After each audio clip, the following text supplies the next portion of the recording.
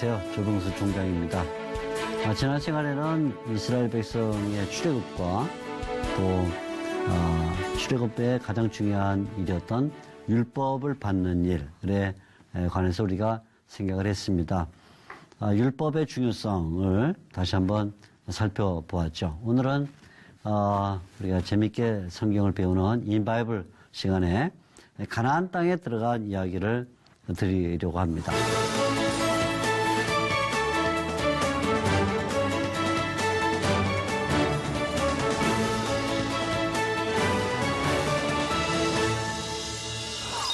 오늘 말씀드릴 내용을 잠깐 목차를 좀 보면 첫째 이 가나안 땅에 들어갈 때 중요한 역할을 했던 사람이 여호수아이기 때문에 여호수아에 대하여 잠시 보고요. 둘째는 요단강을 건넌 사건에 대해 생각하고 세 번째는 가나안 전쟁, 어떻게 가나안 전쟁이 진행되는가 하는 것과 마지막에 이스라엘 백성이 어떻게 가나안 땅을 분배하게 되는가 하는 점을 생각을 해보려고 합니다.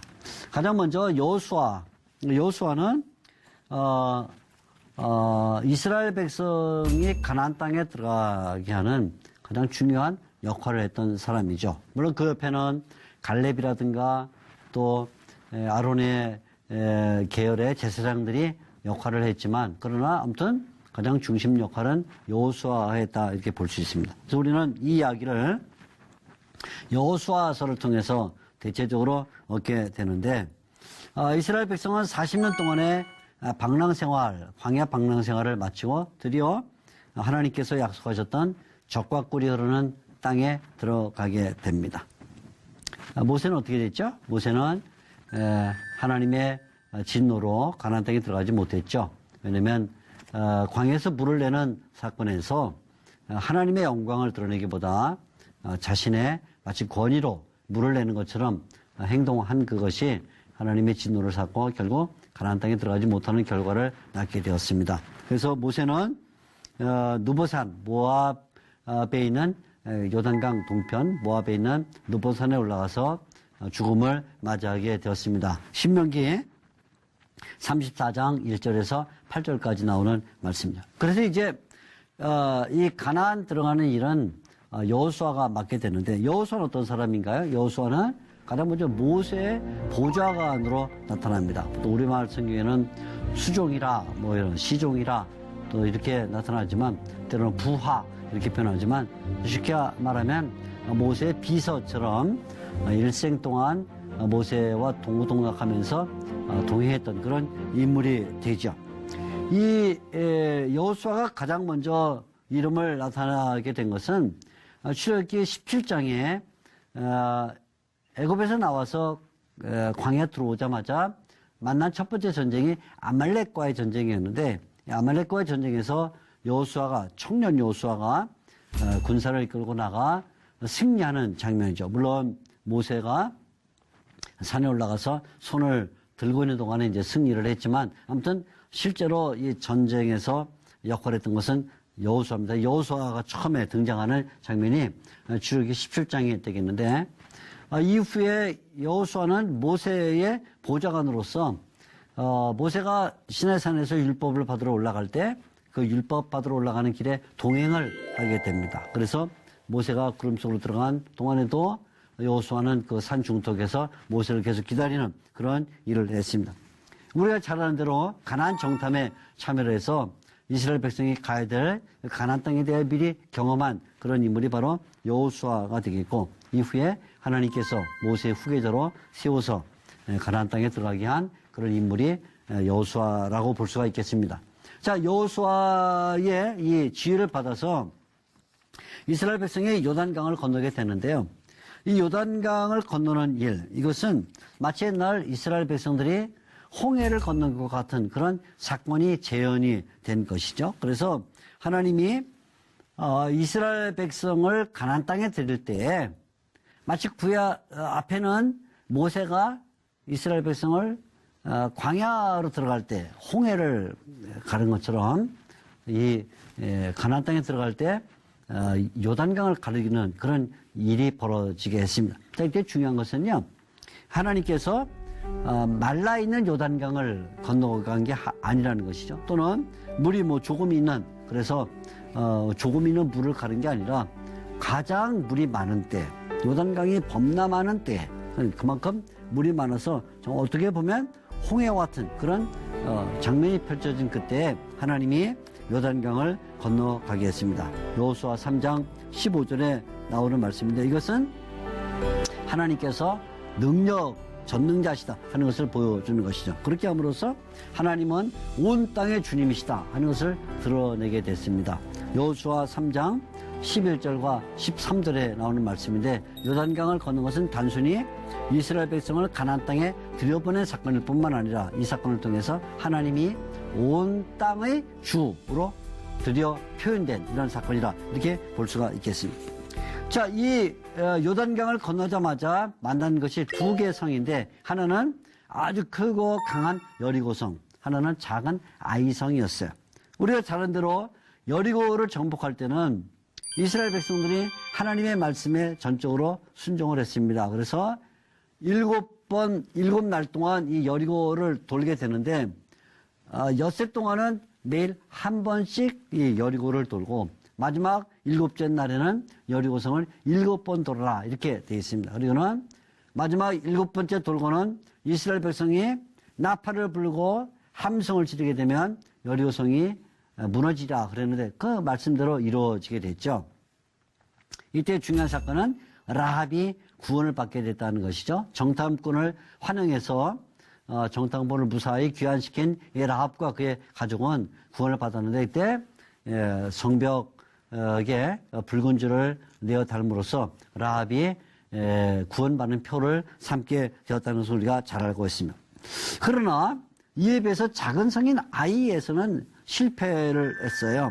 아이성은 여리고보다 아주 작은 성이지만, 그러나 이스라엘 백성들이 단번에 정복을 하지 못했습니다. 왜 그렇죠? 우리가 잘 아는 대로 아간의 사건 때문이죠. 아간이 여리고 점령 후에 모든 물건을 하나님 앞에 다 진멸하도록, 그래서 하나님 앞에 봉헌하도록 그렇게 했는데, 이 아간이 탐심을 발휘하게 됐습니다. 그래서 아간이 시날산 외투, 그 다음에 또 은 200세겔, 그리고 금 50세겔을 탈취하는, 숨기는 이런 일이 벌어져서 결국은 하나님 앞에 진노가 일어나게 됐고, 그리고는 아이성 정복에 실패를 하고 말았죠. 그래서 여러 이스라엘 백성들이 전사를 하게 됐습니다.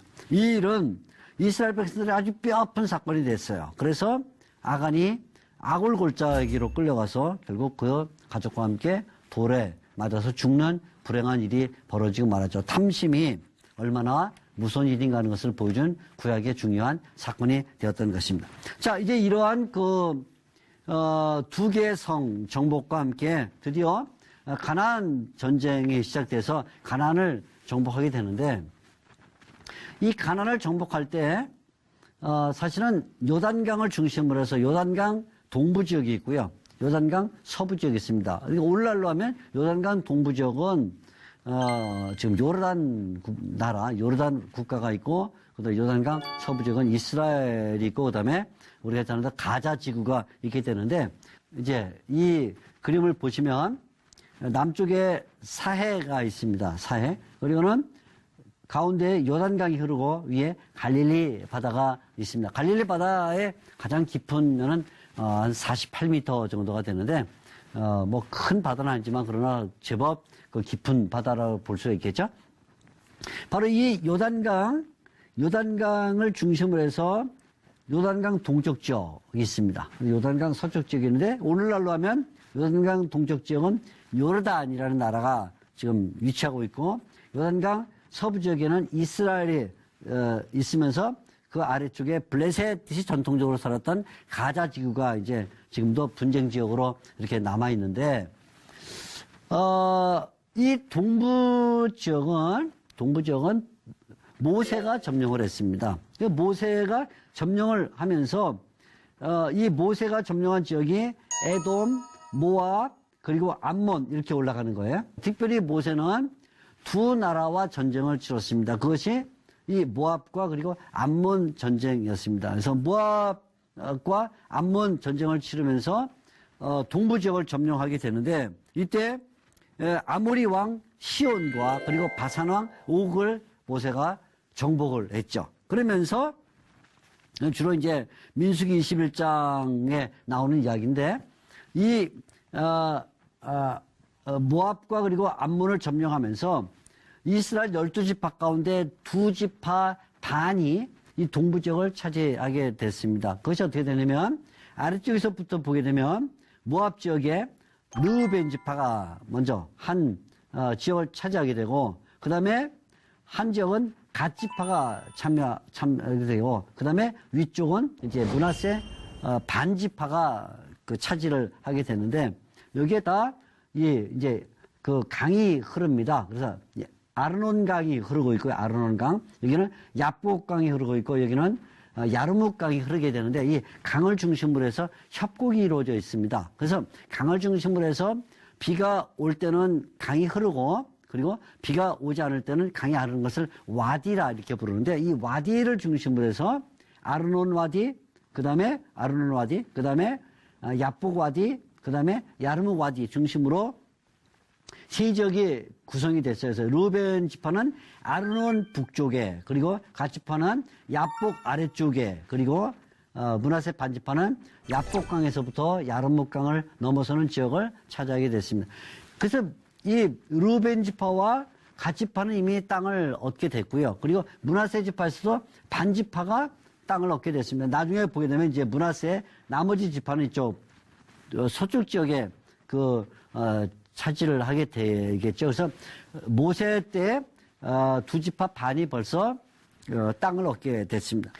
요단강 가나안 전쟁을 보게 되면 모세가 정복한 아모리 왕 시온과 바산 왕 옥이 이제 끝나게 되고 그 다음에 요단강 서부 지역은 주로 여호수아가 전쟁을 통해서 얻게 되는 것이죠. 그래서 이 여호수아의 전쟁은 주로 요단강 서부 지역에 해당된 전쟁이라 이렇게 되는데 이때 기브온 사람들이 이스라엘 백성 앞에 두려움을 가지고 동맹을 하게 됐습니다. 그래서 기브온은 이제 점령을 안 당하게 되는데 기브온은 이제 지금으로 하면 예루살렘을 중심으로 한 지역 이 정도가 되겠는데요. 이때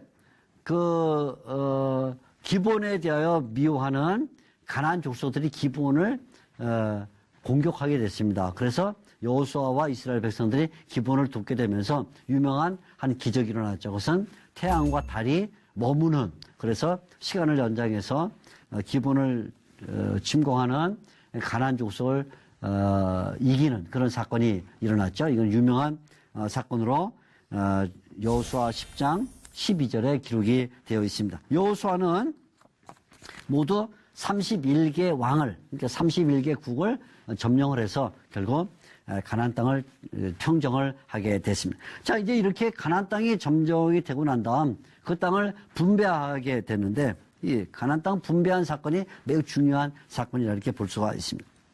지금 말씀드린 대로 요단강 동부 지역은 모세가 점령함으로써 이 지역에는 벌써 2지파 반이 땅을 얻게 됐어요. 그래서 이 동부 지역에서 남쪽에는 르우벤 지파, 중부에는 갓 지파, 북부에는 므낫세 반 지파가 분배했죠. 이것은 여호수아서 13장에 잘 나타나고 있는 내용입니다. 그래서 여호수아 13장을 보면 얼마나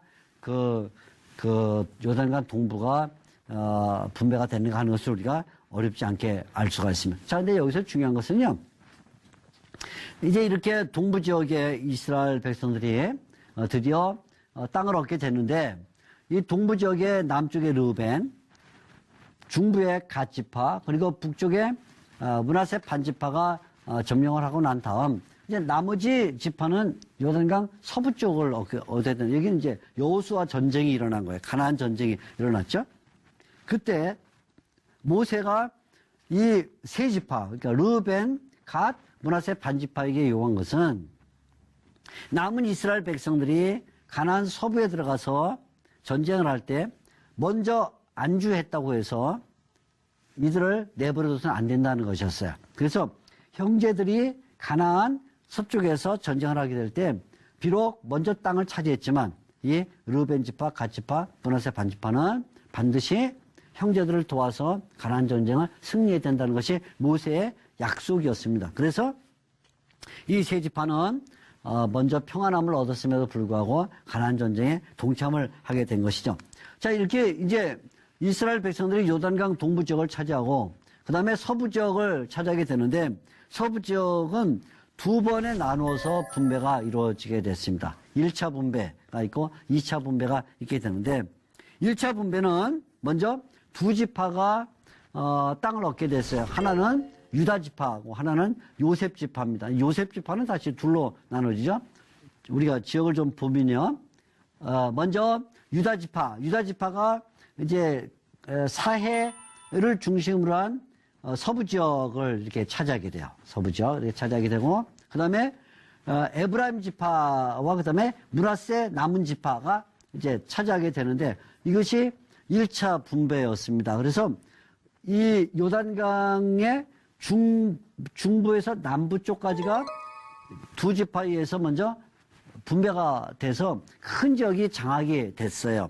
자, 그런데 이제 문제는 뭐냐면 이렇게 유다 지파와 그리고 요셉 지파, 므낫세 지파와 에브라임 지파죠. 그러니까 땅을 차지하게 될 때 이 어떤 이야기거리가 생기게 됩니다. 그것이 가장 중요한 건 뭐냐면 유다 지파와 관련되어 있는데 유다 지파가 땅을 차지할 때 어떤 과정을 겪었냐 하는 것은 거기에 유명한 갈렙이 등장을 하게 됩니다. 우리 잘 알죠? 갈렙은 여호수아와 함께 12명의 정탐 가운데 두 사람으로서 가나안 땅에 들어가서 하나님을 신실하게 믿었던 두 사람이죠. 이 갈렙은 나이가 85세가 됐을 때, 그러니까 40세에 가나안 땅을 정탐을 하고, 그로부터 가나안 땅에 들어온 게 45년 후, 85세가 됐을 때, 드디어 이 유다의 지파를 이끌고, 요단강 서부 쪽을 차지하게 됐습니다. 이때 이 갈렙이 여호수아에게 나와서 유명한 말을 하죠. 그것이 뭐냐면, 하나님께서 40년 전에 45년 전에 나를 가나안 땅에 들어가 정탐하게 하시고 지금 이 땅을 주시려고 하시는데 이것을 허락해달라 그런 요청을 하게 됩니다. 그때 갈렙은 이 가나안 땅의 세 가지 문제점을 알고 있었습니다. 하나는 이것은 산지다.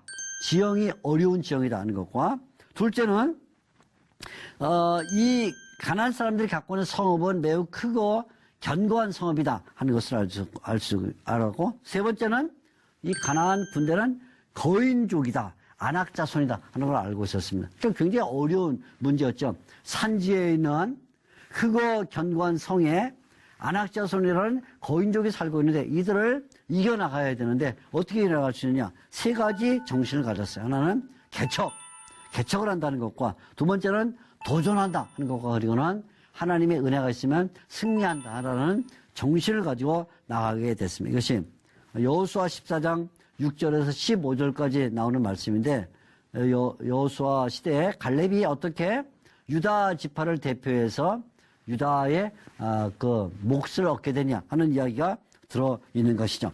자, 그리고는 이제 요셉 지파 두 지파인 므낫세 지파와 에브라임 반 지파가 드디어 이 땅을 얻게 됐습니다. 자, 그런데 문제는 뭐냐면 이렇게 1차 분배가 일어나고 난 다음에 2차 분배가 남게 되는데 2차 분배는 7지파가 아직도 땅을 얻지 못했다는 거예요. 그래서 여호수아는 이 7지파의 대표 세 사람씩을 불러서 가나안 땅을 다니면서 그림을 그려라 이렇게 부탁을 하게 됩니다. 그래서 각 지파에서 세 사람씩 가나안 땅 전체를 다니면서 도면을 그려오게 됐습니다. 그래서 도면을 그려와서 어느 지역에 정착하는 것이 좋겠냐 하게 되는데 하나님께서 제비를 뽑게 해서 드디어 그 지역을 선정해 주시게 되었죠.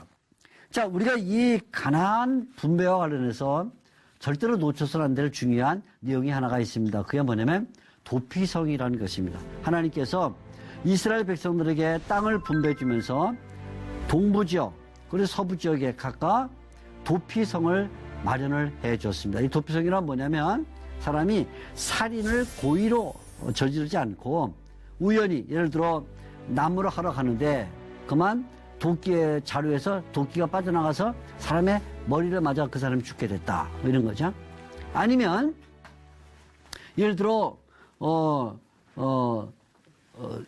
일부러 사람을 죽이려고 하지 않았는데 그만 절벽에서 일을 하다가 사람을 밀쳐서 사람을 죽이게 만들어. 이런 일들이에요. 그러니까 실수가 일어날 수 있다. 그런 말이죠. 그 사람은 사실은 고의로 사람을 죽인 것이 아니기 때문에 사형을 처할 수는 없어요. 그러나 그 가족이나 그 형제들이 그 살인자를 미워하겠죠. 그래서 그 살인자를 죽일 수가 있기 때문에 도피할 수 있는 길을 마련한 것이 바로 도피성입니다. 고의로 살인을 저지르지 않은 사람들이 생명을 보존할 수 있게 만든 성, 도피성입니다. 자, 이 도피성은 이스라엘 백성들이 애굽에서 나온 지 3개월도 안 된 시점에 하나님이 모세에게 벌써 알려주셨어요. 그리고는 40년이 됐을 때 가나안 땅 들어가기 전에 다시 한번 도피성 제도를 확인을 해 줍니다.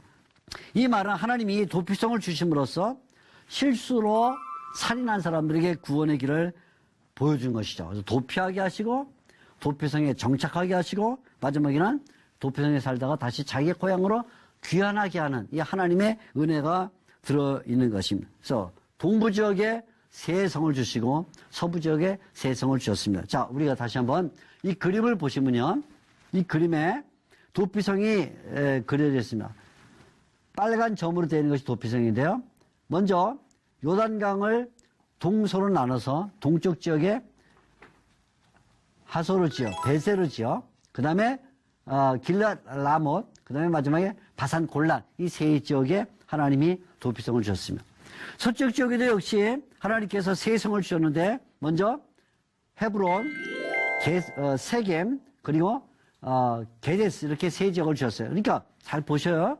이것은 매우 중요합니다. 하나님이 고의로 살인을 저질러서 구원을 받아야 될 사람에게 은혜를 베푸실 때 얼마나 하나님의 은혜가 있느냐 하면 먼저 만일에 동쪽 지역에만 줬다 그러면 서쪽 지역에 일이 벌어졌을 때 그 사람은 죽임을 당하겠죠.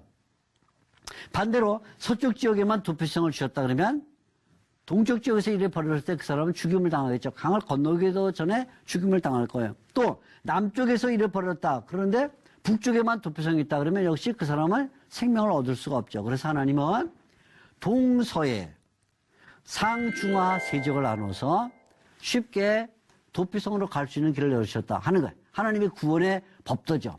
이것은 이후에 우리가 구원을 받을 때 우리 행위로 구원받는 것이 아니라 하나님이 그 아들을 주셔서 십자가에 달려 죽으신 그 십자가의 보혈을 믿으면 구원을 받게 한다는 이 쉬운 방책과 같은 성격을 가지고 있어요. 구약시대에 하나님이 쉬운 도피성 제도를 주셔서 구원의 길을 열어주신 것처럼 신약시대는 예수 그리스도의 십자가를 믿으면 그분의 보혈을 믿으면 구원받는 쉬운 길을 열어주셨다는 것을 우리에게 상징적으로 알려주고 있는 것이죠. 자, 이제 이렇게 이 분배가 끝나면서 마지막에 하나 남은 사명이 있었는데 그것은 레위 지파를 어떻게 할 것이냐 하는 문제였습니다. 이미 하나님께서 여러 차례 레위 지파에 대한 말씀을 했습니다. 레위 지파는 몫을 주지 않는다 그렇게 말했습니다. 왜 그럴까요? 레위 지파에게 몫을 주지 않는 것은 하나님 자신이 레위의 몫이 되시기 때문입니다. 그래서 레위 지파는 하나님의 성소에서 봉사함으로써 그 하나님의 성소에서 나오는 음식을 먹도록 했기 때문에 분배를 하지 않은 것이죠. 그러나 결국 레위 지파도 점점 그 인구가 성장해가고 그리고 확장됐기 때문에 결국은 하나님께서 레위 지파에게 몫을 주시게 되는데 그 몫은 나머지 12지파가 이 레위 지파를 먹여 살리는 일을 했어요. 그래서 각각 이 12지파가 레위 지파에게 조금씩 성을 나눠주고 목초지를 나누게 되는데 그것이 바로 48개의 도성과 그리고 48개의 목초지를 나눠주게 된 것이죠. 그래서 이 그림에도 보게 되면 이제 레위 지파가 가지고 있던 부분들은 초록색으로 이렇게 표시가 되어 있는데요. 남쪽부터 이렇게 쭉 초록색 지역들은 다 초록색 점들은 레위 지파가 있던 지역들을 말해주고 있습니다. 그래서 이스라엘 백성이 하나님으로부터 땅을 분배받은 이후에 자신들만 넉넉한 생활을 하는 게 아니라 하나님의 성소에서 섬기는 레위 지파들에게 분배할 몫을 줌으로써 그들이 넉넉하게 하나님을 섬길 수 있는 마음을 열어주신 것이죠. 자, 이렇게 우리는 가나안 땅을 통해서 하나님께 순종하고 하나님을 믿는 하나님의 백성들에게 하나님이 길을 열어주시고 또 그들에게 먹을 것을 주시고 그들에게 살 터전을 주신다는 사실을 배우면서 물론 우리가 하나님의 나라에 갈 때까지 이 땅에 사는 동안에도 하나님을 순종하며 믿으며 살아야 된다는 것을 다시 한번 확인하게 됩니다. 다시 다음 시간에 찾아뵙도록 하겠습니다. 감사합니다.